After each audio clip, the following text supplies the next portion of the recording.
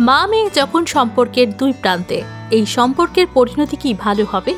কালাশ বাংলার পর্দায় অনেক দিন ধরে সম্প্রচারিত হচ্ছে ধারাবাহিক তুমিই যে আমার মা। মা এবং মেয়ের এক অন্য রকমের গল্প ঘরে ঘরে জায়গা করে নিয়েছে সকলের মনে।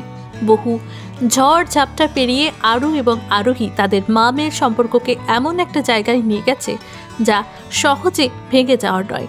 কিন্তু সময় পরিস্থিতি সবসময় এক থাকে না, তাই এবার ধারাবাহিকের গল্পগুলি বলছে তাদের সম্পর্কে আসতে চলেছে নতুন মোড়। সম্প্রতি সামনে এসেছে ধারাবাহিকের নতুন প্রোমো, যেখানে দেখা যাচ্ছে আরোহী সকলের জন্য চকলেট কেক নিয়ে এসেছে।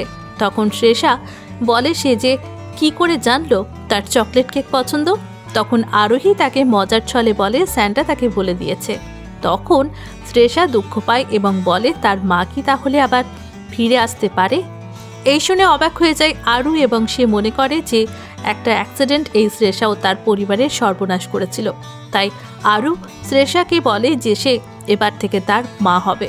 একথা শুনে অবাক হয়ে যায় আরোহী এবং রেগে আরুর গালে এক চড় মারে। অন্যদিকে দেখা যায় শ্রেষার বাবা তাদের কথা শুনে ফেলেছে এবং গায়ে হাত তোলায় আরুর মাম্মা বলে কেঁদে তাকে আরোহীর দিকে তাকিয়ে থাকে। আরোহী কখনোই আঘাত করেনি আরুকে, কিন্তু এ কেমন পরিস্থিতির পরিহাস যেখানে সম্পর্ক ভেঙে যাবে মা মেয়ের। ধারাবাহিকে কি নতুন মোড় আসতে চলেছে তা জানতে চোখ রাখুন তুমিই যে আমার মা ধারাবাহিকের বিশেষ পর্ব আগামী 18 থেকে 25 ডিসেম্বর ঠিক রাত 8:30টায় শুধুমাত্র কালাশ বাংলায়।